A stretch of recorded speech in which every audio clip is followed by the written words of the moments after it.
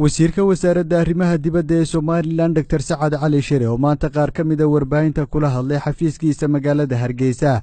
ayaa waxa uu markii ugu horeysay uu shaaca ka qaaday in xukuumadda Somaliland ay leedahay shirkad lagu magacaabo Somaliland Investment Company oo laga hirgeliyay dalka Isutaga Imaaraadka Carabta isla markaana xukuumadda Somaliland kala shaqeyn doonta arrimaha maalgashiga isagoona wasiirku faahfaahin ka bixiyay shirkadaasi oo maalmihii u dambeeyay si aad loogu hadlayay baraha ay ku kulmaan bulshadu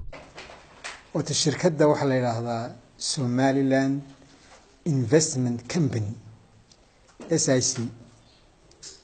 waxay ku taala xarunta shirkadaha maaliyadda ee Dubai ama Dubai International Financial Center ay ku taala shirkadda waxa la dawladda ay iska leh waxay leedahay guddi bay leedahay laba qof ka kooban iminka طبعا shirkadaha marka la diiwaan gelinayo weel magaciyo gudbiso guddi labada qof ee guddida ku jira waa aniga iyo safiirka baashi ujeedada aynu ka leenahay shirkadaas waxa weeye waa laba innaka maadaama aan leena ictiraafsanayn waxa aad iyo aad u adag in wadankeena la maal gasho lacag la keeno marka shirkaddan waxay naga caawinaysaa in cid kastoo aynu doonayno inuu heshiis maal gashi la gallo aynu kula gallo saaxad caalami ah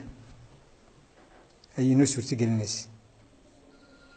waxay kaloo noo suurtagelinaysaa in dadka lacagta lagu maal gashanayo in shirkadda ay soo marto oo saa wadanka ay ku timaado waxay kaloo noo suurtagelinaysaa in laftigeenu haddaynu lacag haysanno doonayno maal gashano inaynu maal gashano marka carqaladaha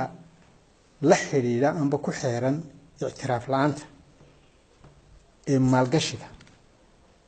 iyo lacagta imaatinkeeda iyo saarista bixinteeda ayay shirkaddu inaga caawinaysaa halka ugu horreysay inaga caawinaysaa waxa weeye waa shirkadda DB World heshiisyada in la leenahay ee iskaashi sidii aan u heli lahayn dee